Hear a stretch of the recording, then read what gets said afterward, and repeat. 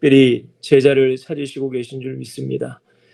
추수할 곡식은 많으나 추수할 일꾼은 적다 말씀하신 주님, 하나님, 우리가 그 주님의 마음을 아는 제자들이 되게 하시고 우리를 통하여 많은 영혼들이 예수님께로 돌아와 정말로 그리스도의 제자로서 세워질 수 있도록 축복하여 주시옵소서.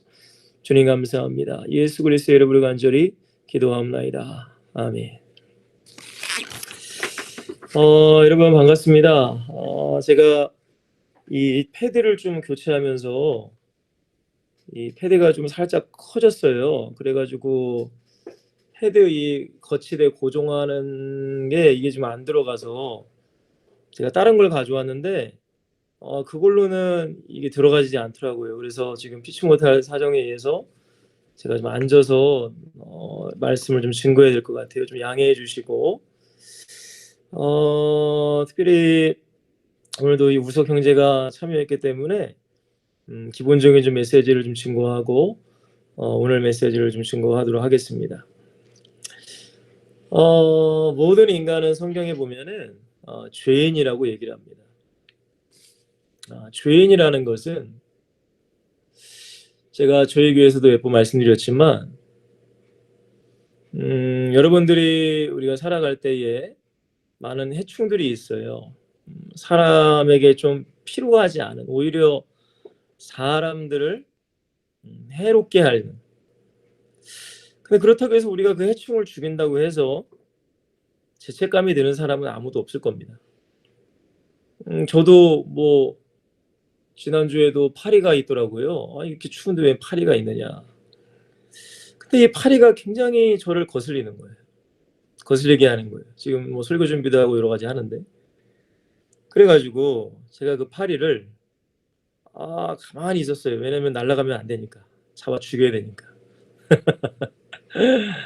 잡아 죽여야 되니까. 그러다가 파리채를 준비해서 사정없이 파리를 내리쳐버렸습니다. 너무나 안타깝게도 파리는 어떤 흔적도 없이 사라져버렸어요. 예. 그렇다고 해도 제가 여러분들 파리를 죽이고 죄책감을 느낀 게 아니에요. 목사님인데 말이야. 뭐 불교 사람들은 뭐 살생하면 안 된다고 해서 뭐 죄책감이 들 수도 있을 거라고 생각을 하지만, 저는 목사지만 전혀 죄책감이 들지 않았습니다. 왜냐? 마땅히 죽어야 될 해충이기 때문에.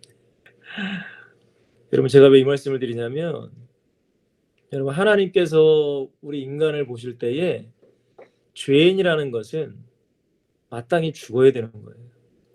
마땅히 지옥 가야 되고, 마땅히 지옥에서 영원히 고통당해야 되고, 마땅히 이 땅에서도 정말로 힘들고 고통과 저주 가운데 그렇게 살다가 죽는 게 인간입니다. 근데 그게 왜 그러느냐?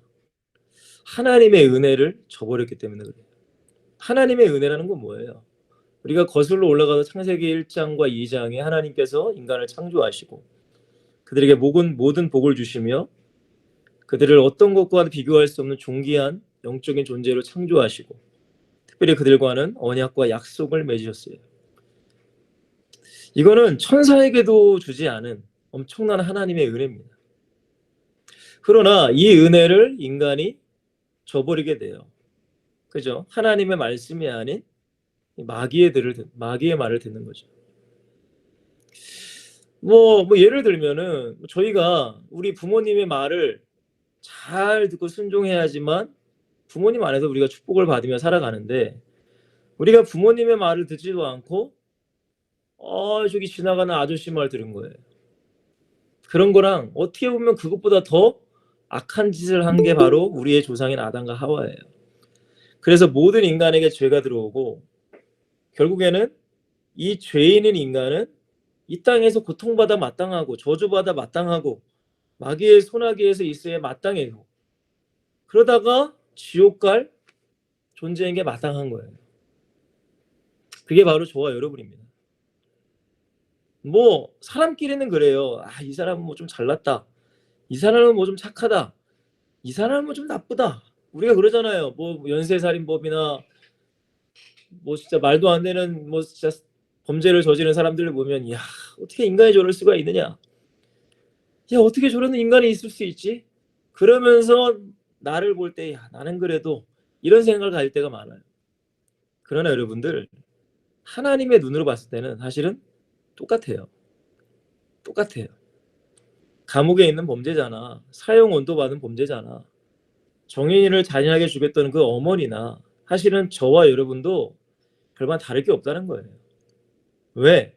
죄라는 것은 조금 있든 적게 있든 하나님 보시기엔 똑같아요. 근데 이것을 모르기 때문에, 이것을 알지 못하기 때문에 우리는 남을 정죄하고 남을 비판하고 내가 좀 더 낫지 않을까 라는 착각 속에 살아가는 거예요. 불신자들은 당연한 거지만 교회를 다녀도 이런 생각을 가지고 있는 사람이 굉장히 많습니다. 사랑하는 H13 여러분들, 그러나 우리가 예수님을 믿는다는 것은, 예수를 만났다는 것은, 복음이 내 안에 있고 그리스도가 내 안에 있다는 것은 가장 첫 번째로는 나도 똑같은 죄인이라는 것을 발견하는 거예요. 이 죄인이라는 거. 여러분, 죄인이 뭐죠? 당연히 죽어 마땅한 존재라는 거. 지옥 갈 존재라는 거. 영원한 고통 속에 저주 속에 살아갈 인간이 바로 저와 여러분이라는 거예요. 이거를 가장 먼저 깨달아야 돼요. 여러분, 예수님을 믿는다는 게 단순히, 물론 성경에도 영접하는 자, 곧 그 이름을 믿는 자들에게는 하나님의 자녀가 되는 권세를 주셨으니 이런 혈통으로나 육정으로나 사람의 뜻으로 나지 않고 하나님께로 난 자들이니라 라고 말씀하셔서 이 영접이라는 것을 단순히 그냥 우리가 영접 기도를 하고 따라한 것만으로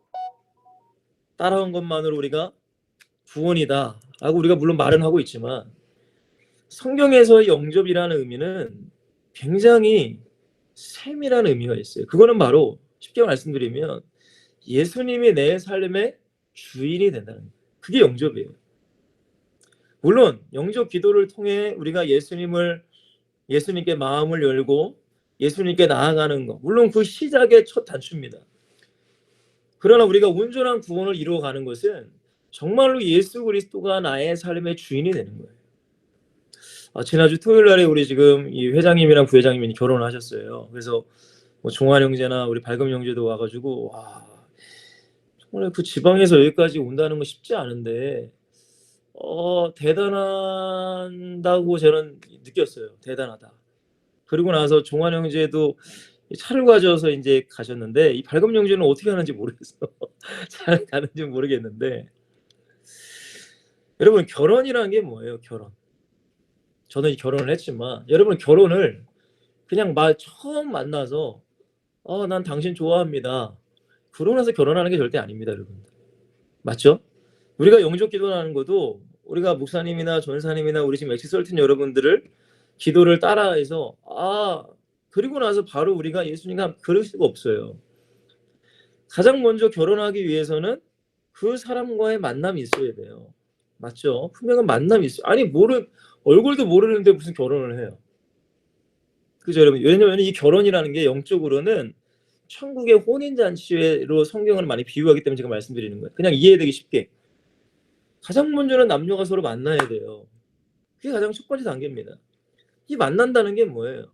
단순히 그냥 지식적으로 머리로 그냥 이 사람은 만약에 주의 양이 사무엘 형제를 만나지도 않고, 사무엘 형제는 키가 한 180이 좀 넘고 안경을 쓰고 가르마를 타고 있고 무슨 뭐 이렇게 이 얘기를 아무리 들을지라도 죄송하지만 그건 사무엘 형제를 만난 게 아니에요.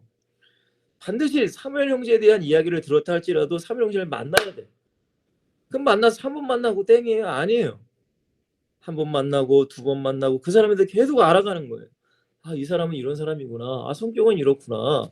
어떤 비전을 가지고 있구나. 어떤 생각을 가지고 있구나. 어떤 가치관을 가지고 있구나. 그러면서 이 사람이 점점 믿어지고 신뢰가 되고, 더 나아가 이 사람에게 내 전 인생을 맡길만 해야 이게 중요한 거예요, 여러분들. 정말로 이 사람이 내 삶의 주관자, 서로 함께 신뢰하고 동반자로서 인생을 왜 결혼이라는 것은, 저도 결혼을 해보니까, 저도 부모님과 제가 30살에 결혼했거든요. 30년 동안 부모님과 살았어요. 앞으로 제가 아내와 몇 년을 살지 모르겠지만 제 수명대로 산다면, 지금 대충 수명대로 산다면 한 80까지 살지 않겠어요? 그러면 부모님보다 더 오래 사는 게 이 부부란 말이에요. 그러면 이 부부를 내가 결정할 때에, 아내와 남편을 결정할 때에 그냥 내가 몇 번 보고서 결정할 수도 없는 것이고, 그렇잖아요. 정말로 이 사람에게 내 인생을 진짜 올인할 수 있는가? 그래야 내가 결혼에 서로 마음이 맞고 결혼 승낙을 하고 결혼식을 하는 거 아니에요? 여러분, 예수님마다 똑같은 거예요. 전혀 다르지 않아요. 여러분, 예수님을 우리가 처음 믿었다고 고백을 합니다. 그게 영접기도가 시작이에요. 그죠? 그러나 영접기도를 했다고 해서 내가 예수님을 만났다고는 할 수 없는 거예요. 맞죠, 여러분들? 예수님을 만났다는 것은 어떤 지식과 이론적이 아니라 사실적으로 실제적으로 예배를 통해서, 어떤 말씀을 통해서, 이런 제자 훈련을 통해서 성령께서 여러분들의 심령에 역사하는 그 은혜를 여러분들이 받는 거예요.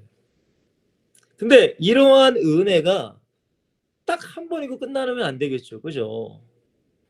또 은혜를 받고 또 은혜를 받고 계속 은혜를 받으면 말씀을 통해 또한 기도 생활도 하면서 예배 생활도 하면서 헌신도 하면서 그러면서 예수님을 더욱더 알아가는 거예요. 여러분, 저는요, 예수님이 맨 처음에는 그냥 하염없이 사랑만 하시는 하나님 맞아요. 우리를 사랑하세요. 그래서 독생자 예수를 주셨어요. 그러나 때로는 우리가 잘못된 길로 가면 호되게 혼내시는 분도 하나님이세요. 정말로. 그리고 하나님이 저에게 뭐라고도 하시고 책망도 하시고, 그래서 성경에 보니까 하나님을 경외해야 된다고 말하잖아요. 경외. 경외가 뭐예요? 하나님을 공경하고 두려워하는 게 경외란 말이에요. 하나님을 사랑하고 두려워하는 거예요.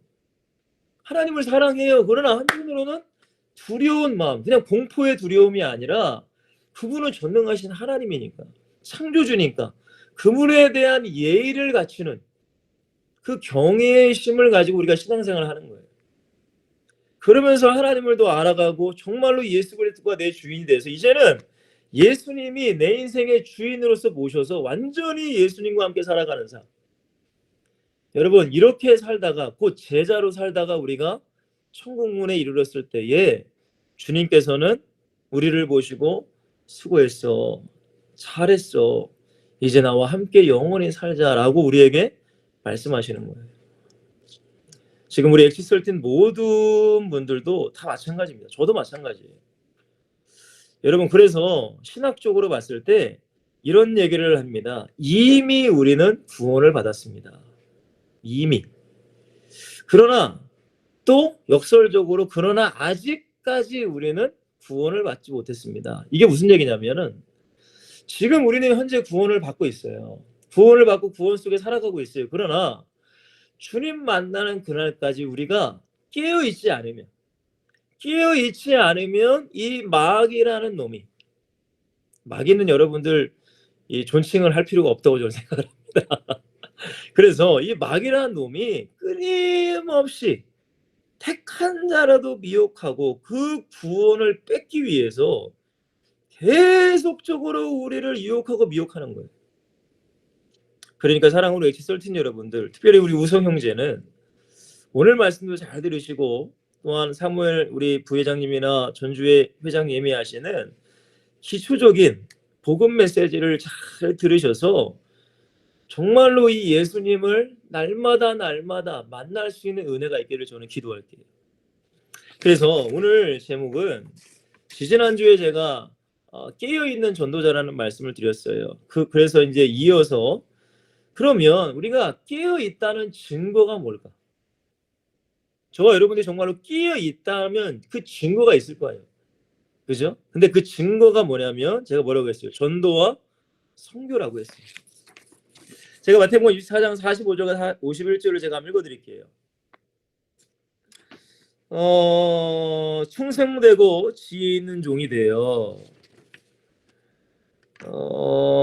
주인에게 그 집 사람들을 맡아 때를 따라 양식을 나눠줄 자가 누구냐? 주인이 올 때에 그 종이 이렇게 하는 것을 보면 그 종이 복이 있으리로다. 이 주인은 우리 예수님이시고 이 종은 우리들입니다. 우리들. 그렇게 이해하시면 됩니다. 자, 내가 맞죠? 내가 진실을 너에게 이르노니 주인이 그의 모든 소유를 그에게 맡기리라. 어떤 사람에게요? 충성되고 지혜 있는 종이에요. 여러분, 이거는 불신자들을 향해 말씀하시는 것이 아니라 저와 여러분 같은 그리스도인들에게 말씀하시는 거예요. 왜냐하면 예수님께서 불신자에게 뭔가를 맡기진 않거든요. 그죠? 교회 다니는 사람들에게 뭔가를 맡겼어요. 근데 어떤 사람들은 충성되고 지혜 있는 종이 돼서 때를 따라 양식을 사람들에게 나눠주는 거예요. 이 양식이라는 건 단순히 여러분들 밥이 아닙니다. 곧 말씀, 복음이에요. 복음. 그러니까 복음 전하는 삶을 사는 종, 그리스도인들을 말씀하시는 거예요. 그러면 주인이 올 때라는 것은 주님이 재림 마실 때 또는 우리가 주님 앞에 서는 그날, 이 종은 복이 있다라고 말씀하셔요. 자, 그래서 이 47절에 이러한 종에게 모든 걸 맡긴다는 거예요. 그죠? 모든 축복을 다 맡긴다는 거예요. 그래야지만 하나님의 양식, 복음을 증거하며 살아가니까. 근데 만약에 악한 종도 나와요, 여러분들. 마음에 생각하기를 주인이 더디 오리라 하여. 여러분 지금 그렇잖아요. 예수님이 무슨 언제 오셔? 그죠? 무슨 21세기에 지금 막 로봇가 막 만들어진다고 하고 말이야. 뭐 인간 개놈 무슨 인간 복제 막 이런 시대에 야 진짜 예수님이 오실까? 많은 사람들이 노아의 때와 같이 그렇게 살아가는 사람이 너무나 많아요. 자, 그러니까 그걸 말씀하시는 거예요. 그러니까 더디 오리라. 예수님이 내 때 안 오겠지. 자, 그래서 49절에 보시면 동료들을 때리며. 동료가 누구예요? 같은 교회 안에서도 서로 시기하고 질투하고 서로 비방하고 당을 짓고 그렇게 교회 안에서도 그렇게 살아간다는 거예요.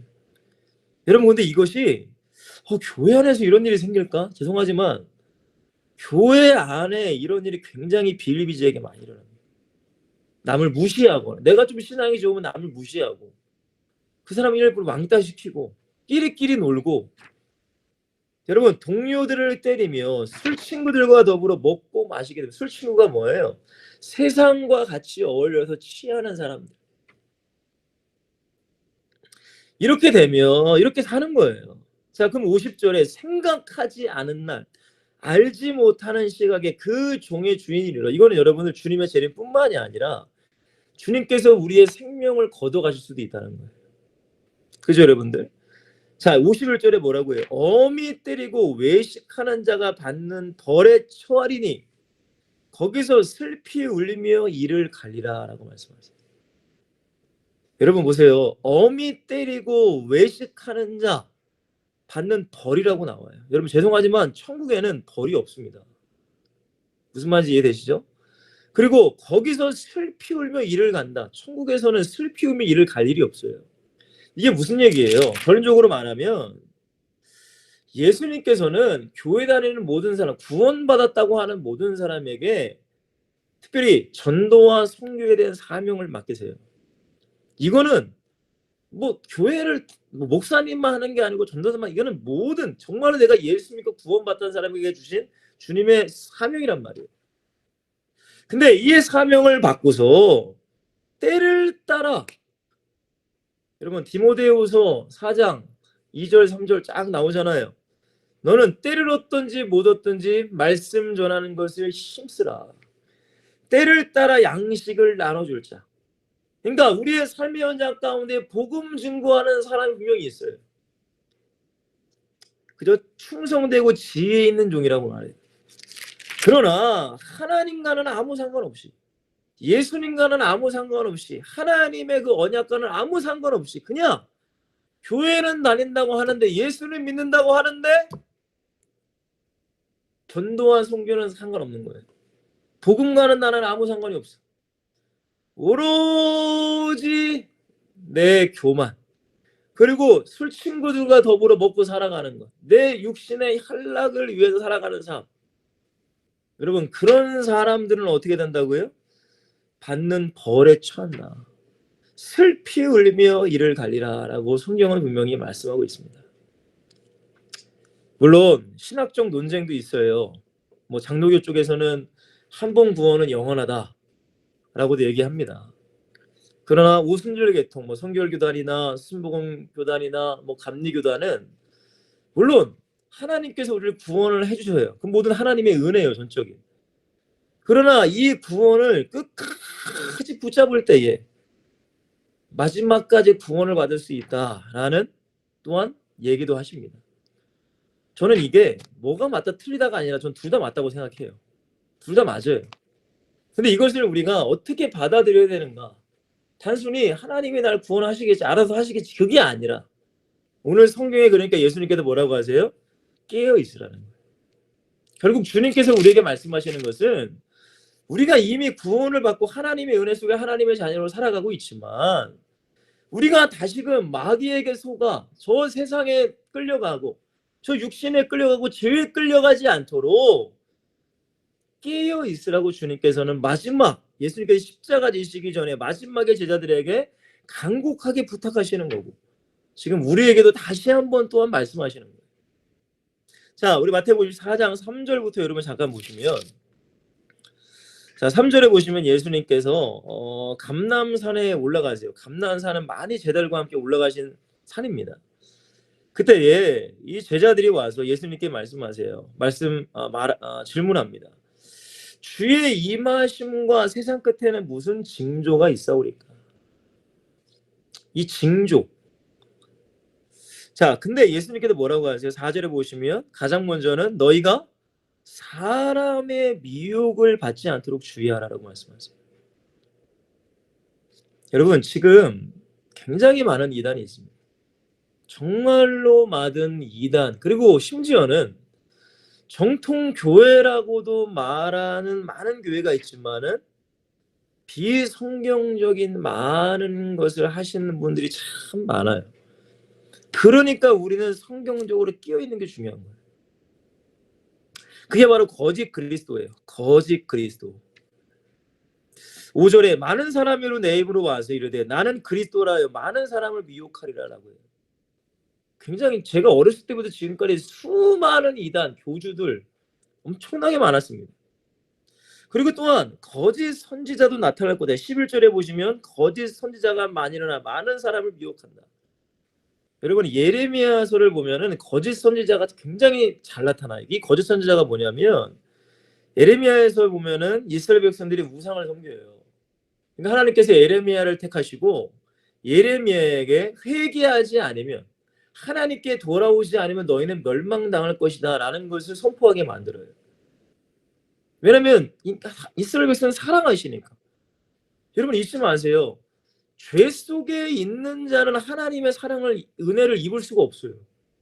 죄에서 어떻게 돼요? 나와야 돼요. 우리도 마찬가지예요. 우리가 어떤 더러운 죄 속에 있으면서 하나님 나에게 은혜 주세요가 아니에요. 이 죄를 내가 결단하려고 왜 결단하고 하나님의 은혜를 구해야 하나님의 은혜를 부어주시는 거예요. 근데 한 손에는 더러운 죄를 붙잡고 있고 한 손에는 예수님의 은혜 이 쌍방에는 같이 있을 수가 없단 말이에요. 그러니까 하나님께서 예레미야 선지자에게 회개를 촉구하신단 말이에요. 회개해라. 돌아와라. 근데 반대로 거짓 선지자는 뭐라고 해요? 아니다. 하나님은 사랑의 하나님인데 설마 하나님이 멸망시키겠느냐 우리를.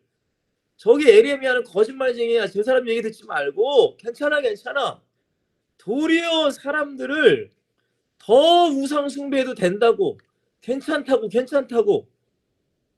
여러분 그래서 하나님께서 이 거짓 선지자들 나중에는 쳐버리신단 말이에요. 여러분 지금 우리가 영적으로 이 세대를 살아가고 있어요. 지금 우리가 어느 때에 살아가고 있는가? 여러분 냉정하게 우리가 바라보면 여러분 많은 불신자들은 당연한 것이지만 많은 교회 안에서도 많은 그리스도인들이 우상을 숭배하며 살아가는 사람이 너무나 많습니다. 근데 이때에 우리가 뭐라고 외쳐야 되는가? 정말로 참된 목자라면 회개하라고 얘기해야 돼요. 왜? 그 죄에서 나와야 하나님의 긍휼과 은혜를 받을 수 있으니까. 하나님께서는 예레미야 선지자에게 강하게 외치라고 했어요. 근데 거짓 선지자들은 뭐라고 한다고요? 아니야 괜찮아. 하나님의 사랑이신데 뭐 설마 하나님께서 너희를 버리시겠느냐? 괜찮아. 그래도 괜찮아. 이렇게 말씀하시는 분도 많단 말이에요. 여러분 마지막 때 그러니까 우리는 분별을 해야 되는 거예요. 정말로 성경 이 마지막 때에 하나님께서 우리에게 원하시는 메시지가 무엇인가? 물론 지치고 힘든 영혼을 하나님께서는 일으키시고 회복시키시는 거 물론 좋아요.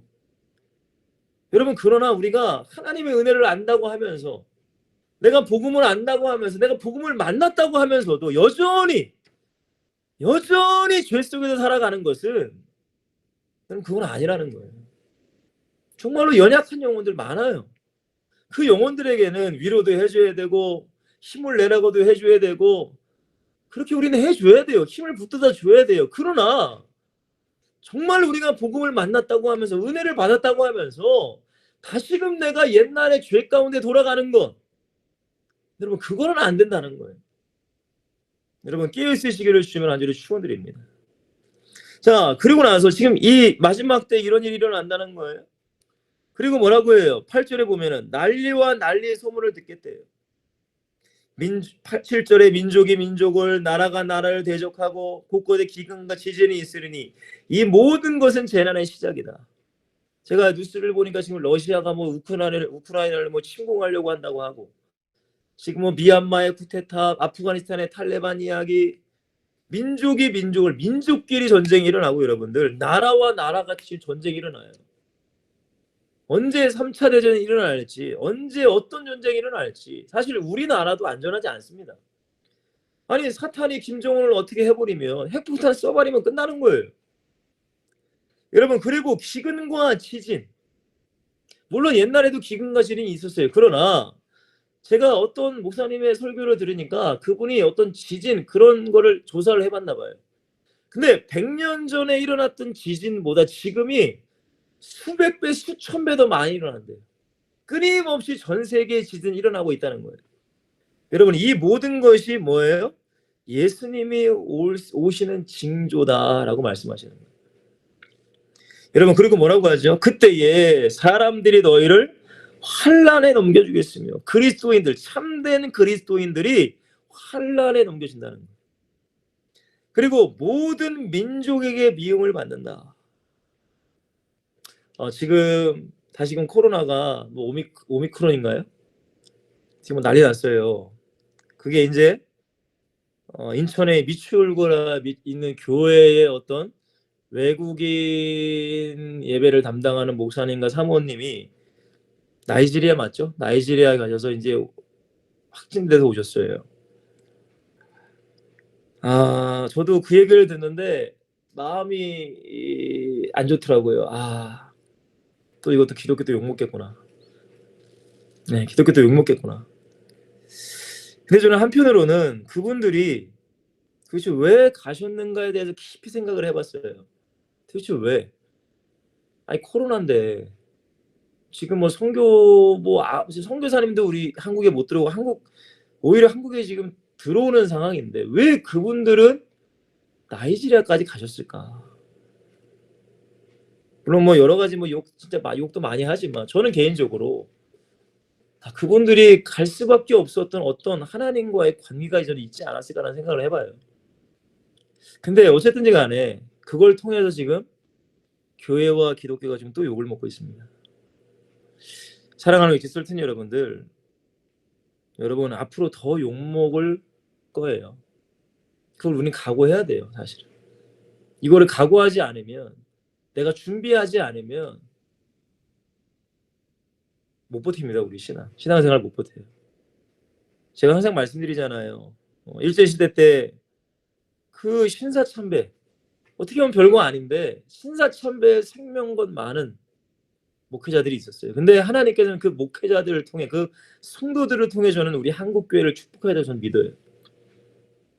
여러분 기독교인이 편하게 살려고 한다는 것은 오히려 모순입니다. 여러분 오히려 모순이에요.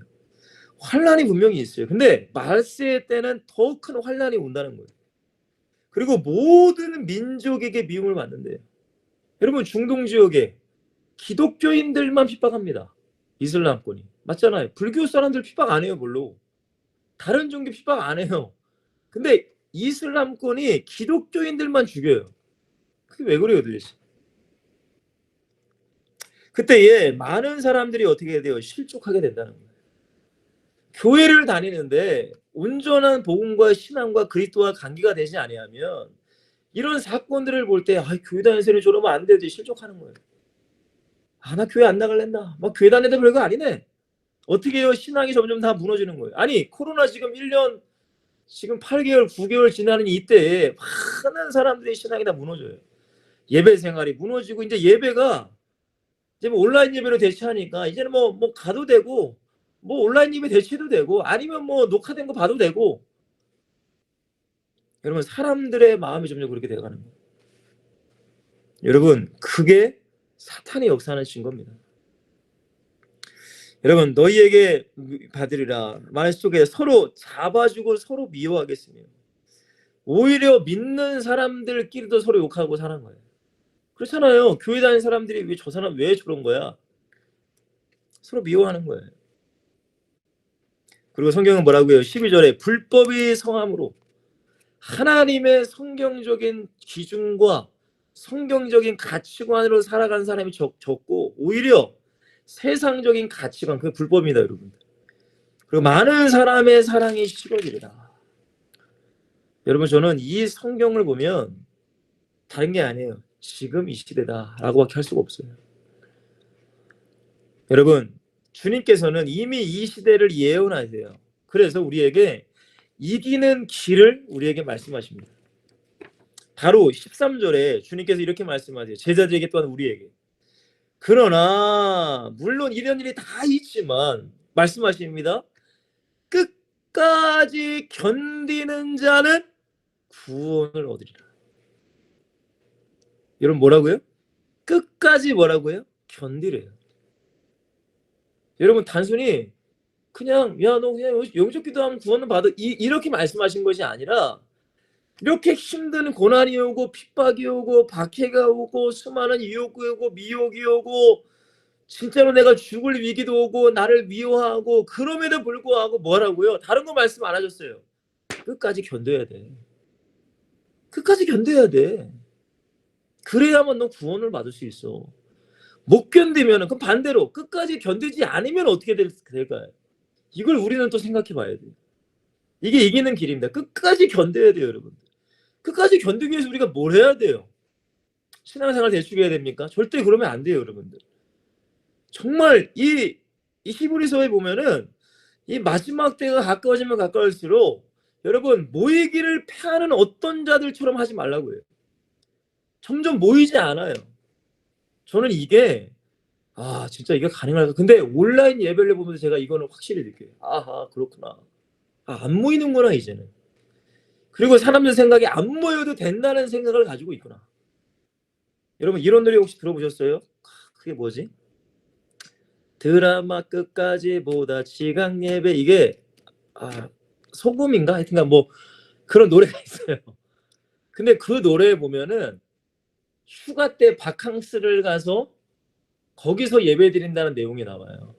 저는 그게 진짜 이런 시대가 올까? 자그마치 제가 몇 년 전에 노래 불렀던 거예요. 근데 여러분들 코로나 이 시기에 이미 그런 시대가 돼버렸어요. 여러분 여행을 가서 예배 드려요. 물론 어떤 분들은 그것도 굉장히 귀하다고 하죠. 그러나 성경적으로는 아닙니다. 죄송하죠. 모이기를 피하는 어떤 자들처럼 하지 말라고 했어요. 분명히 하나님의 성전에 와서 하나님께 자꾸 예배해야 돼요. 그리고 기도 생활을 하셔야 돼요. 여러분 이것이 끝까지 견디는 자의 비결입니다. 그리고 뭐라고 하세요? 14절입니다. 오늘 이제 어떻게 보면 말씀의 주제일 수도 있는데 이 천국 복음이 모든 민족에게 증언되기 위하여 온 세상에 전파되리니 그제야 끝이 온다. 주님이 오신다. 이것은 뭐예요? 우리에게 말씀하시는 거예요. 천국 복음을 모든 민족에게 전파하라는 거예요. 그게 이기는 길이에요. 이 환난과 고통에서 벗어날 수 있는 거. 주님 오시면 끝나는 거예요, 사실. 근데 그것은 바로 천국 복음을 가지고 증거하라라고 주님께서 말씀하세요. 그리고 23절과 26절에 보시면은 그때에 사람이 너에게 말하되 보라 그리스도가 여기 있다 혹은 저기 있다 해도 믿지 말라. 왜? 거짓 그리스도가 많이 나오니까. 거짓 그리스도들과 거짓 선지자들이 일어나 뭐라고 해요? 큰 표적과 기사를 보인대요. 야 진짜 무슨 수많은 기적과 이적이 이제 나타난다는 거예요. 마귀가 역사에서. 근데 그것에 우리는 속으면 안 돼요. 여러분, 마지막 때가 되면 될수록 여러분들은 성경에 더 올인을 하셔야 돼요. 성경책. 성경 말씀에 더 올인을 하셔야 돼요, 여러분. 그래서 할 수만 있으면 택하신 자들도 누가? 거짓 그리스도들, 거짓 선지자들, 곧 마귀가 미혹한다는 거예요. 미혹한다는 거예요. 여러분, 25절에 뭐라고 해요? 보라, 내가 너에게 미리 말하였노라. 그러면 사람들이 너에게 말하되, 보라, 그리스도가 광야에 있다 하여도 나가지 말고, 보라, 골방에 있다 하여도 믿지 말라라고 주님은 말씀하십니다. 여러분, 성경 중심의 신앙과 믿음이 되셔야 돼요. 그러면 여러분들이 성경을 아셔야 돼요.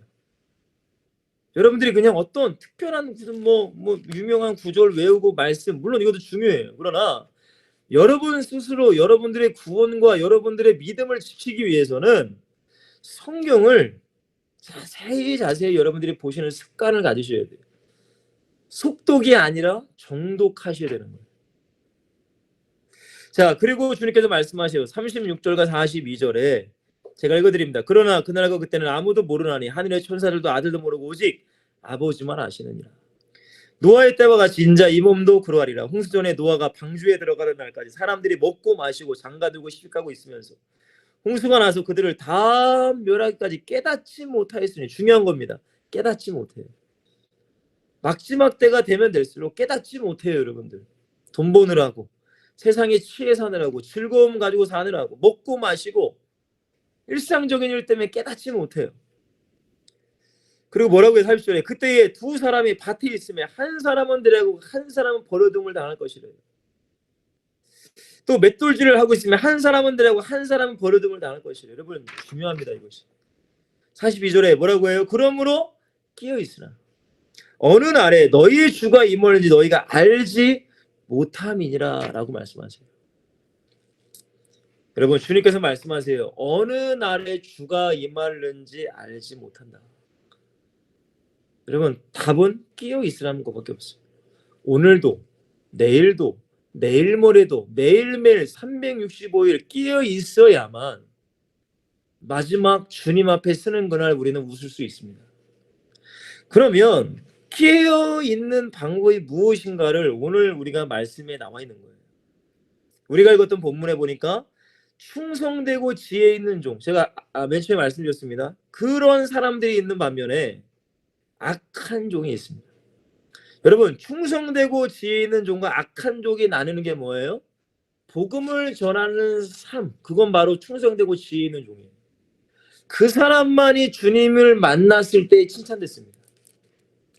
그러나 악한 종은 누구예요? 복음 전하는 거 아무 상관없어요.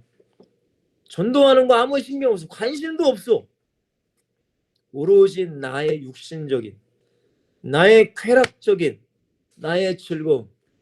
오히려 교회에서는 더 문제를 일으키는 많은 사람들, 이 사람들은 성경에 뭐라고 해요? 벌에 처한다. 슬피 울며 이를 가리라. 여러분, 저와 여러분들이 어느 쪽에 있어야 될지를 우리는 분별하셔야 되는 거예요.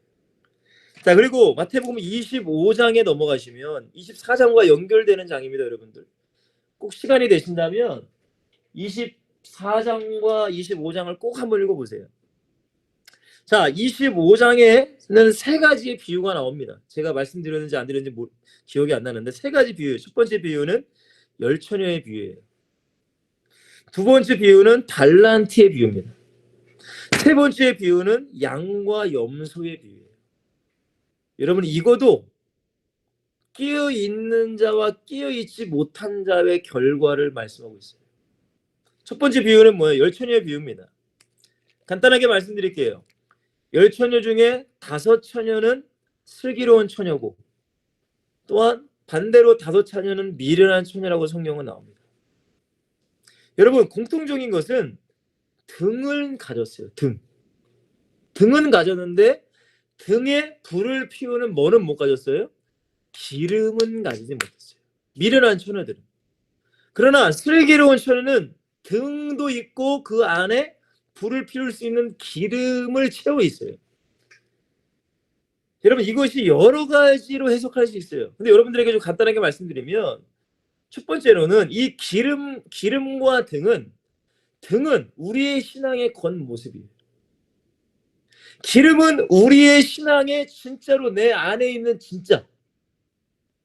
여러분 쉽게 말씀드리면 유대인들, 바리새인과 대제사장들, 서기관들은 겉모습은 번지르했어요.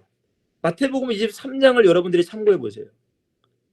대제사장과 바리새인들은 겉모습은 번지르하고 겉모습은 율법을 잘 지키는 것 같았어요. 하나님을 잘 섬기는 것 같았어요. 그러나 예수님께서 뭐라고 하세요? 너희들은 그 안에는 썩고 있다고 말해요. 회칠한 무덤이다. 회칠한 무덤이 뭔지 아세요? 여러분 무덤 안에는 시체가 썩잖아요. 그죠? 근데 회를 칠하는 것은 무덤을 깨끗하게 하려고 석회를 바르는 거예요. 야, 저 무덤 깨끗하네. 근데 속 안엔 시체가 썩어가는 거야. 그 유대인들의 삶, 바리새인과 서기관들의 삶이 겉으로는 깨끗해 보이고 겉으로는 거룩해 보이고 겉으로는 신앙생활 잘해 보이지만 정작 속 안에는 예수 그리스도의 믿음, 복음이 없다는 거예요. 여러분 그런 사람들의 사실은 많습니다. 그것을 주님은 외식한다, 가식적이다라고 말하는 거예요. 디모데후서 3장 1절에서 5절 말씀에 바울이 그러잖아요. 말세의 때에 고통하는 때가 이르느니 하나님보다 자기를 사랑하고 돈을 사랑하고 쾌락을 사랑하고 무종하고 거짓 증거하고. 근데 마지막에 뭐라고 해요? 경건의 모양은 있지만 경건의 능력은 없는 자들. 곧 겉모습만 번지르르 한 종교인들을 말하는 거예요. 등은 가지고 있어요. 아, 나 교회 다녀. 여러분 지금 보세요. 뭐 제가 어떤 특정한 정치인을 제가 뭐라고 하진 않지만 여러분 정치인들이 표를 얻기 위해서 어떻게 합니까? 교회 나가요. 예배하는 척해요.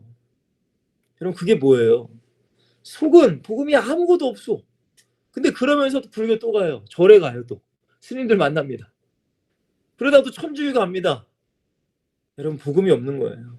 근데 겉모습은 교회 다니는 거. 나 교회 다녔어요. 여러분 등은 있지만 기름은 없어요. 그럼 마지막 주님께서 오시는 그날, 주님 쓰는 그날 주님께서 뭐라고 하세요? 나는 모른다는 거예요. 이 기름은 성령을 의미할 수도 있고 기름 부음 받은 자 예수 그리스도를 의미할 수도 있어요. 그 예수 그리스도가 내 안에 충만해야 되고 성령이 내 안에 충만함에도 불구하고 그렇지 못한 많은 교인들을 말하는 거예요. 여러분 정말로 내 안에 성령이 충만하다면 우리의 삶 가운데 복음을 증거하며 살 수밖에 없습니다. 여러분 이게 끼어있는 증거라는 거예요. 저와 여러분들의 삶을 보라는 거예요. 내가 정말로 등만 가지고 있고 난 기름은 없는 그런 미련한 자는 아닌가. 여러분 그렇게 되면 안 됩니다. 등도 있어야 되지만 기름도 꽉 채워 넣어야 돼요. 성령으로 충만해야 되고 그리스도로 충만해야 되고 전도와 복음과 선교 속에 우리는 살아가셔야 돼요. 그게 깨어있는 자의 증거라는 거예요. 여러분 두 번째도 똑같습니다. 두 번째 비유도 똑같아요. 달란트 비유입니다. 주인이 3명에게 달란트를 맡기고 가요. 5달란트, 2달란트, 1달란트 맡기고 갑니다. 근데 여러분들 5달란트와 2달란트 이 맡은 자는 뭐라고 해요? 25장 16절에 보시면 바로 가서 장사했다라고 나와요. 그게 무슨 말이에요? 우리가 하나님의 말씀을 받았어. 땅끝까지 복음을 증거해야 된다. 내 증인이 이 말씀을 받았으면은 우물쭈물하지 말고 멈춰있지 말고 지체하지 말고 내 현장에 가서 바로 예수 그리스도를 증거하는 삶을 살아야 된다는 거예요. 그렇다고 해서 맨날 사람 붙잡고 예수 믿어 예수 그게 아니라 그렇게도 우리는 증거해야 돼요. 그러나 정말로 여러분의 삶의 현장 가운데 그리스도인의 모습을 가지고 그리스도인의 말을 하고 그리스도의 표정을 하고 그리스도의 행동을 하며 살아가라는 거예요. 여러분 제발 교회 안에서 얼굴 붉히지 마시고 시기하지 마시고 누구를 미워하지 마시고 여러분 그러지 마세요. 여러분 그거는 복음적인 삶이 아니에요. 여러분 두 달란트 받은 자도 바로 가서 장사했다고 나옵니다. 바로 가서 하나님의 말씀 가지고 예수님을 증거하는 삶을 살았다는 거예요. 근데 1달란트 받은 자는 뭐예요? 땅을 파고 그 주인의 주신 것을 감춰놔요. 알긴 알아. 전도해야 되는 걸 알긴 알아. 왜? 목사님들의 설교를 하니까. 근데 나는 안 해도 돼. 이거는 뭐 다른 사람이 아니고 달란트 맡은 사람은 아니에요, 여러분들. 전도는 특별한 달란트가 아니에요. 우리가 정말로 예수 믿고 구원받고 내가 하나님의 자녀고 저 영혼들이 지옥 갈 것을 내가 봐진다면 누구든 전해야 되는 게 예수 믿고 구원받아야 삶이라는 거예요. 근데 이 은혜와 이 말씀을 땅에 묻어놓는 거예요. 나는 아니야. 나는 안 해도 돼. 여러분, 그건 무슨 뜻이에요? 땅에 묻어두는 거예요. 여러분, 주인이 돌아와서 어떻게 말씀하십니까? 5달란트와 2달란트 맡은 자에게는 잘하였도다. 21절이 25장 21절. 잘하였도다. 착하고 충성된 종아. 그 다음에 뭐라고 하세요? 내가 적은 일에 충성했다. 여러분, 적은 일 무시하지 마세요.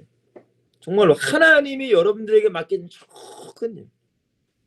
저는요, 너무 부족한 것이 많은 사람이에요. 뭐 재능도 많이 없고, 정말로 저희 집에 제 남동생이랑 제가 있는데, 저는 항상 뭘 망가뜨려요. 참 미안해. 뭔가 저희 어머님이 야 이거 좀 고쳐봐라. 야 이거 왜 그러냐. 제가 맞으면 무조건 고장나. 근데 이상하게 제 동생이 맞으면 다 고쳐. 그래서 저는 뭐 영상이나 음향이나 뭐 컴퓨터나 이런 거 솔직히 제가 잘 몰라요, 사실은. 그렇다고 제가 무슨 뭐 사교성이 좋느냐 그런 것도 아니에요. 그러니까 세상적으로 봐서 저는 정말 너무나 부족한 사람이에요. 그래서 제가 하나님께 어떻게 기도했냐면 하나님, 저는 너무나 부족한 게 많습니다. 하나님, 그렇기 때문에 하나님의 은혜가 제게 있어야 돼요. 그러나 주님, 제가 부족한 것이 너무나 많지만 하나님께서 저에게 아무리 적은 일이라도 맡겨주신다면, 아무리 작은 일이라도 나에게 맡겨주신다면 그것은 제가 생명을 걸고 감당하겠습니다. 저는 항상 그렇게 기도했고 지금도 그렇게 기도해요. 그리고 제가 여러분들에게 자랑하는 건 아니지만 제가 맡은 일은 단 한 번도 펑크를 내본 적이 없습니다. 전 펑크를 내본 적이 없어요. 단 한 번도. 제가 지금까지 아프게도 뭐 안 아팠겠어요. 감기에 몸살 당연히 뭐 걸렸을 테고, 뭐 다리도 인대도 늘어나고 다리도 뭐 골절도 일어나고 뭐 하여튼간 저도 병원에도 입원도 하고. 그런데도 제가 맡은 일 아무리 작은 일이라도 그 일은 제가 감당하려고 했단 말이에요. 여러분, 주님께서 뭐라고 하세요? 적은 일에 충성하였다. 그러니까 뭐래요? 내가 많은 것을 내게 맡기리니 내 주인의 즐거움에 참여할지어다. 사랑하는 예치 솔틴 여러분들, 하나님이 여러분들에게 맡겨진 일이 뭐예요? 주님이 여러분들에게 맡기신 일이 그게 뭐예요? 물론 애초에 솔틴이라는 공동체도 주님이 우리에게 맡기신 거예요. 그러나 여러분들, 교회에서 섬기는 교회에서 맡겨진 그 일이 뭐예요? 여러분, 절대 그거 무시하지 마세요. 절대 그것을 가볍게 여기지 마세요. 전 너무나 안타까운 게 많은 사람들이 내게 맡겨진 직분, 여러분 성경에 뭐라고 해요? 고린도전서 4장 2절인가요? 맡은 자에게 구할 것은 충성이니라. 여러분, 충성이에요. 내가 핑계대고 요리조리 이유대고, 그렇게 핑계대고 이유대면 저도 많아요.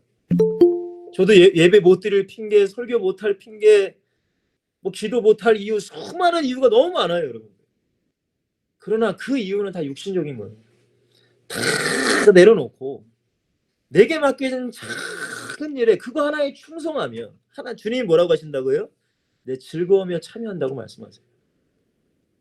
여러분, 제발 부탁드립니다. 저는 모르겠어요. 요즘 청년들과 요즘의 젊은이들의 생각이 뭐 저도 물론 뭐 그렇게 나이가 많지는 않지만 그래도 20대 30대는 아니니까. 근데 여러분들, 어떤 일을 하다 보면 물론 힘들 수도 있어. 그러다 보면은 못할 수도 있어요. 근데 이것이 여러분들 반복되시면 안 돼요. 그러면 계속 나는 그렇게 되는 거예요. 자, 5달란트 2달란트 받은 자, 이런 축복을 주님께서 주세요. 그러나 이 1달란트 받은 자, 이 숨겨놓은 자에게 주님께서 뭐라고 하세요? 26절입니다. 악하고 게으른 종아, 나는 심지 않은 데서 거두고 해치지 않은 데 모으는 줄 내가 알았느냐? 그러면 네가 마땅히 내 도를 치리하는 자들에게나 맡겼다가 내가 돌아와서 내 원과 이자를 받게 하였을 것이니라. 이게 무슨 말이에요? 네가 안 하면 전도하는 사람이라도 네가 좀 도와주면 어떻게 되냐. 근데 이것도 안 한 거예요. 오로지 자기만을 위해서 한 거예요. 이 한 달한테 받은 자는. 그냥 그것만 묵혀놓고. 여러분 이때 주님께서 뭐라고 하세요? 잘 이해하셔야 됩니다. 28절 그에게서 그 한 달한테는 빼앗으래요. 무릇 있는 자는 받아 풍족하게 되고 없는 자는 그 있는 것까지 빼앗기리라. 자 30절입니다. 이 무익한 종을 바깥 어두운 데로 내쫓으라. 거기서 슬피 흘리며 이를 갈리라. 여러분 불신자에게 뭔가 맡기지 않으세요. 주님은 믿는 자에게 맡겼는데 이 믿는 자가 어떻게 했어요? 하나님의 말씀을 무시해버리고 여러분 오로지 자기만을 위해서 한 거예요. 결국에는 어떻게 된다고 했어요? 슬피 울며 이를 간대. 여러분 이것이 우리가 끼어 있어야 될 이유입니다. 정말 중요합니다. 여러분들 끼어 있는 증거가 뭐라고요? 내 삶 가운데 전도와 선교의 삶을 살아가는 거예요. 마지막 세 번째 비유가 뭐예요? 오른편 양과 왼편 염소입니다. 여러분 이 사람들의 특징이 뭐예요? 다 예수님을 주여 주여 한다는 거예요. 불신자들은 예수님을 주여라고 하지 않아요. 예수님을 믿는다 하는 사람들입니다. 근데 예수님께서는 이 사람들을 갈라요. 오른편의 양으로 왼편의 염소로 갈라버려요. 근데 오른편의 양은 어떤 사람들이에요? 이렇게 말씀하세요. 40절에 보시면 임금이 대답해 이르시되 내가 진실로 너에게 이르노니 너희가 여기 내 형제 중에 지극히 작은 자 하나에게 한 것이 곧 내게 한 것이니라. 한 영혼이 천하보다 귀하다. 지금 여기 같이 함께 있는 여러분들의 영혼이 천하보다 귀한 거예요. 근데 우리뿐만이 아니라 죽어가는 영혼들의 영혼도 천하보다 귀하다는 우리에게 믿음이 있어야 돼요. 저는 이 우석 형제가 들어왔는데 너무나 귀해요. 근데 제가 이제 걱정하는 것은 이런 말씀을 우리 선생가 이제 얼마나 이해할 수 있을까. 그래서 제가 이제 회장님께 그러면 기초적인 메시지를 우석 형제에게 좀 전해달라고 이렇게 부탁을 한 거예요. 여러분 한 영혼을 위해서 주님의 마음을 가지고 섬기는 사람에게는 오른편 양이 됐어요. 오른편으로 갔어요. 근데 여러분들 왼편의 염소는 어떤 사람인지 아세요? 45절에 이에 임금이 대답해 이르시되 내가 진실로 너에게 이 지극히 작은 자 하나에게 하지 아니한 것이 곧 내게 하지 아니한 것이니라. 여러분 이 사람들에게는 41절에 왼편에 있는 자에게 계시되 저주를 받은 자라 나를 떠나 마귀와 그 사자들을 위해 예비된 영원한 불에 들어가라. 46절에 그들은 영벌의 의인들은 오른편 양들에게는 영생에 들어가리라. 곧 천국과 지옥으로 나뉜다는 거예요. 여러분 우리는 이 성경을 볼 때에 단순히 그냥 뭐 하나님이 나를 구원을 받아 했으니까 나는 하나님의 자녀니까 그냥 나는 어떻게든지 구원받고 천국 들어갈 거야 라고 생각하기보다 우리가 이 말씀을 보시면서 우리는 정확하게 이 말씀을 통해 주님이 내게 주신 메시지로 깨달아야 된다는 거예요. 우리가 만약에 나도 모르게 이 주님과 살짝 멀어진 내가 삶을 살아간다면 왜? 그럴 수 있어요. 돈 버느라고 직장생활 하느라고 공부하느라고. 근데 왜 우리에게 저와 여러분들에게 이 말씀을 주실까? 다시 한번 깨달으라는 거예요. 그렇게 살면 안 돼요. 깨어 있으라는 거예요. 여러분 깨어 있는다는 게 물론 한 달에 한 번씩 한 달에 한 번 깨어 1년에 한 번 그게 아니에요. 여러분들 주님이 원하시는 건 뭐예요? 날마다 날마다 말씀과 기도로 내가 깨어 있는 거예요. 기름을 내가 항상 준비하고 5달란트 2달란트 맡은 자처럼 내 현장 가운데 항상 복음을 어떻게 하면 전할까 기도하고 많은 영혼 바라보는 것이 아니라 한 영혼이라도 내가 정말로 한 영혼이라도 그 영혼을 바라보며 기도해주고 그 영혼을 주님께로 인도하는 간절한 주님과의 마음. 여러분 이 사람이야말로 충성되고 지혜 있는 종이라는 거예요. 여러분 이 삶이 바로 끼어있는 것입니다. 마무리하겠습니다. 여러분 끼어있는 전도자입니다. 지난주에 제가 말씀드렸어요. 가장 첫 번째는 이런 삶을 살기 위해서는 다른 게 아닙니다. 가장 먼저 여러분들에게 십자가의 은혜가 있어요. 십자가의 은혜입니다. 다른 게 아니에요. 여러분들 제가 서두에 말씀드렸잖아요. 우리가 파리를 죽여도 모기를 죽여도 아무 죄책감이 없어요. 여러분 하나님이 우리가 지옥 가는 것 아무 죄책감이 없으셔요. 솔직히 말씀드리면. 왜? 그럴 가치도 없는 존재가 우리예요. 왜? 죄인이기 때문에. 벌레만도 못한 부패한 썩은 인간이 바로 죄인인 우리예요. 근데 이 하나님이 뭐가 아쉬워? 도대체 뭐가 아쉽냐 이거예요. 저는 그게 도저히 이성적으로 이해가 안 갔어요. 제가 주님을 만났을 때에 아니 나 같은 걸 위해서 이 고통을 당하셨다는 게 나 도저히 머리로 이해가 안 가더라고. 근데 성령께서 그것이 이해가 안 되는 그 사건이 내 안에 사실적으로 와 부딪히게 하시더라고. 그때 제가 얼마나 펑펑 울었는지 몰라요. 아니 주님 도대체 왜? 내가 아무리 내 인생을 뒤돌아봐도 착한 일을 한 거야 아무것도 없어. 예배하기 싫어했고 기도하기 싫어했고 어머니가 헌금 내라고 하는데 내가 삥탄 쳐서 오락실을 간 적도 있고 내가 뭐 사 먹은 적도 있고 예수님께 내가 잘한 게 아무것도 없는데 그런 나를 위해 예수님이 십자가에서 죽어줬다는 거예요. 그것도 그냥 룰루랄라가 아니라 어마어마한 고통을 당하시고 제가 십자가가 그게 내 안에 사실이 된 순간부터 제 인생은 달라졌다는 거예요. 여러분 가장 먼저 십자가의 신앙 십자가의 복음이 정말로 여러분 안에 있어요. 여러분 많은 분들이 그래요. 복음을 내가 깨달았습니다. 복음을 내가 알았습니다. 막 복음에 막 울고 그래요. 그러나 여러분들 삶이 바뀌지 않는다는 거 그건 내가 진짜 복음을 내가 알지 못하는 거예요. 그거는 여전히 내가 교리적으로 지식적으로 그냥 감정적으로만 내가 복음을 아는 거예요. 여러분 아니에요. 전 인격적인 나의 본질이 내 안에서 완전히 변화가 돼야 돼. 그거는 십자가의 능력에는 불가능해요. 여러분 이것을 반드시 기억하세요. 그러니까 날마다 우리는 십자가로 나가는 거예요. 여러분 저도 무너질 때가 있어요. 저도 하나님 앞에 죄 지을 때가 있어요. 그러나 그럼에도 불구하고 주님께 나가는 거예요. 하나님 제가 오늘 또 이런 죄를 졌습니다. 하나님 제가 또 오늘 이렇게 무너졌습니다. 여러분 뻔뻔하게 아이 그럴 수도 있죠. 아니 사람이 그렇게 살다 보면 그럴 수도 있죠 라고 하는 것이 아니라 주님 오늘 내가 또 넘어졌어요. 주님 제가 이거밖에 안 돼요. 십자가 앞에 나가는 거예요. 그러면 내 안에 십자가로 충만해져요. 그리스도의 은혜가 충만해져요. 여러분 이렇게 되면 부활의 신앙으로 살아가요. 부활하신 주님이 나와 함께 하시는 거예요. 여러분 주님이 함께 한다는 게 얼마나 축복입니까? 여러분 다윗이 어떻게 골리앗과 싸워 이겼어요? 다른 게 아니에요. 주님이 함께 했어요. 여러분 바울이 그 험난한 고대 그리스의 신화와 그 이방인들과 그 로마의 정권에 맞서 싸웠어요. 다른 게 아니에요. 주님이 함께 한 거예요. 부활하신 주님이 나에게 임마누엘 하셔서 내가 어딜 가든 함께 하세요. 이 살아있는 신앙으로 우리는 살아가셔야 돼요. 그래야 내가 끼어 있을 수 있어요.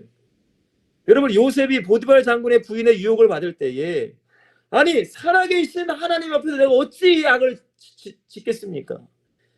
여러분 코람데오라고 아시잖아요. 하나님 앞에 내가 어찌 이런 죄를 짓겠습니까? 여러분 사람들이 있을 때는 우리가 조심합니다. 그러나 아무도 없을 때 진짜 나의 모습이 드러나는 거예요. 아무도 없을 때 음란해지고 사람이 욕심을 가지고 쾌락적이 되고 여러분 그러나 아무도 없는 그 순간에도 주님은 나와 함께 하신다는 거예요. 그 신앙으로 부활의 신앙으로 내가 살아가야 끼어 있으며 살아갈 수 있어요. 그러나 이것을 망각하면은 음란에 빠지고 세상의 쾌락에 빠지고 유혹에 빠져버리는 거예요. 여러분 승리하시길 바래요. 그리고 뭡니까? 재림의 신앙이에요. 주님은 언제 오실지 몰라요, 여러분들. 오늘 오실 수도 있고 내일 오실 수도 내일 모레 그건 아무도 몰라요. 그렇기 때문에 깨어 있어야 되는 거예요. 만약에 예수님께서 10년에 오신다. 적당하게 신앙생활 하다가 그냥 바짝 1년 신앙생활 잘하면 되지.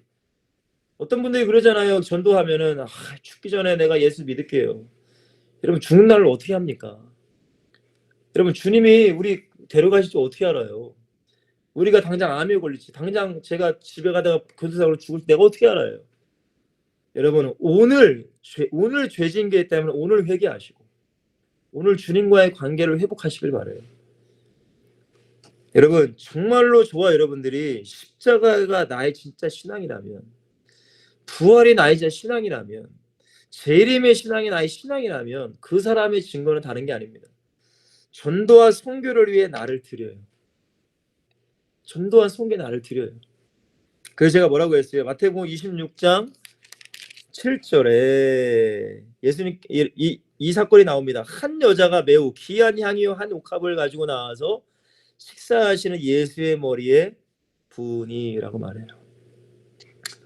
이 여인이 결혼 자금으로 모은 비싼 향유 옥합, 지금 돈으로 결혼 자금이요 3천만에서 5천만 원이 되는 그 비싼 향유 옥합을 예수님께 다 드립니다. 사랑하는 엑설틴 여러분들, 내가 은혜 받았다면 나를 드릴 수 있어야 돼요. 나 물질을 넘어 내 시간을 넘어 내 삶을 넘어 내 생명까지 드릴 수 있어야 돼요. 그래서 여러분들의 현장과 특별히 여러분들이 섬기는 교회 정말로 사랑하시길 바랍니다. 여러분들이 섬기는 그 목자 사랑하시길 바라요. 항상 목자를 위해 기도해 주시고 교회를 위해 기도해 주세요. 그리고 우리가 공동체인 엑설틴을 위해, 더 나아가 지금 우리는 아직 하지 못하고 있지만 월드 미션, 전 세계 열방의 복음을 증거할 그 사명을 여러분들이 품으시고 엑설튼이 서울역과 부산역 뿐만이 아니라 진짜 어떤 나라든 정말로 선교할 수 있는 그런 큰 비전을 여러분들이 품으시길 바라요. 언제까지요? 주님이 내 생명을 거둬가는 그날까지. 그래야 여러분들 우리는 마지막 주님 앞에 섰을 때에 내가 주님의 복음을 증거하다가 때로는 욕먹을 수도 있고 때로는 마음이 아플 때도 있고 때로는 속상할 때가 많아요. 그때마다 눈물 흘릴 때가 저도 많았어요. 그때 예수님께서 뭐라고 하세요? 나의 눈물을 닦아주시고 나의 모든 것을 회복시키리라 저는 믿습니다. 말씀 정리할게요. 오늘 제목은 끼어있는 증거입니다. 저와 여러분들이 정말로 영적으로 끼어있다면 분명한 증거가 우리에게 있어야 돼요. 그 증거가 여러 가지가 물론 있을 거예요.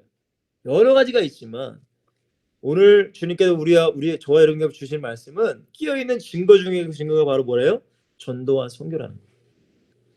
제가 말씀드린 네 가지 비유, 충성된 종, 악한 종 비유 첫 번째, 슬기로운 처녀, 미련한 처녀 두 번째, 달란트 비유 세 번째, 양과 염소비 네 번째, 이 모든 비유는 다 전도에 대한 비유입니다. 복음 증거에 대한 비유. 복음 증거하는 자의 삶과 그렇지 못한 자는 분명히 갈라진다는 거예요. 이거를 여러분들 내 심령에 각인시켜 버리셔야 돼요. 아, 전도와 선교는 끼어있는 거에 증거구나. 내가 증거하지 않는 삶을 살아가면 나는 지금 깨어있지 못한 거구나. 이걸 반드시 왜? 예배는 드리고 기도를 하는데 전도하는 사람 많거든요. 그런 사람도 많아요, 여러분들. 여러분, 목사일지라도 전도사일지라도 주의 종일지라도 여러분 말씀과 기도 당연히 하는 거예요. 근데 전도의 삶을 살아가야 돼요. 전도하지 않으면 깨어있는 게 아닙니다, 여러분. 마지막으로 십자가 신앙, 부활 신앙, 재림의 신앙 말씀드렸고 여러분들을 주님께 드리라고 제가 말씀드렸어요. 주님께서는 여러분들을 원하세요. 여러분들의 시간을 원하시고 여러분들의 삶을 원하시고 여러분들의 믿음을 원하십니다. 여러분 일주일도 승리하시고 특별히 여기 참석하는 우리 유성 형제들 많이 기도해 주시고 우리 임원진들과 또한 우리 모든 임원들과 모든 회원분들을 위해서 기도 많이 해주시고 또 청강하시는 또 이화영도 들어왔네 갑자기 이화영을 위해서도 같이 한번 기도해 주시길 부탁을 드리겠습니다. 기도합니다. 사랑의 주님, 주님께서는 이미 2000년 전에 주님이 오실 날에 대해서 미리 말씀하셨고 또한 깨어있으라고 말씀하셨습니다. 하나님, 정말로 나의 삶이 하루하루의 삶이 주님 보시기에 성경이 말하는 깨어있는 삶인지 하나님 나를 돌아보기를 간절히 기도합니다. 우리가 다른 사람을 먼저 살리는 것이 아니라 내가 먼저 살아나고 내가 먼저 깨어있기를 원합니다. 성경에 보니까 생활의 염려 때문에 술 취함과 방탕함 때문에 마음이 둔해진다고 분명히 성경은 얘기합니다. 우리 사랑하는 엑설틴 모든 회원분들 혹시라도 세상에 방탕해져서 세상에 취해서 아니 생활의 염려로 직장 생활로 돈 버는 것 때문에 주님과의 관계가 멀어졌다면 오늘 이 말씀을 듣고 회개하고 회복하게 하시고 정말로 끼어있는 죽는 그날까지 끼어있는 전도와 선교의 삶이 될 수 있도록 축복하여 주시옵소서. 주님 우리는 너무나 부족합니다. 그렇기 때문에 우리에게 십자가의 능력이 있어야 됩니다. 부활의 신앙 되게 하시고 재림의 신앙 되게 하셔서 하나님 날마다 주님께서 오심을 사모하며 내 현장 가운데 끼어있는 살아가는 모든 HCRT 공동체가 다 될 수 있도록 축복하여 주시옵소서. 일주일 동안도 건강하게 하시고 현장 가운데 섬기는 교회 가운데 하나님의 은혜가 충만하길 원하며 우리 모두가 승리할 수 있도록 축복하여 주시옵소서. 오 주님 감사합니다. 예수 그리스도의 이름으로 한 주 축복하며 기도합니다. 아멘. 여러분들 승리하시고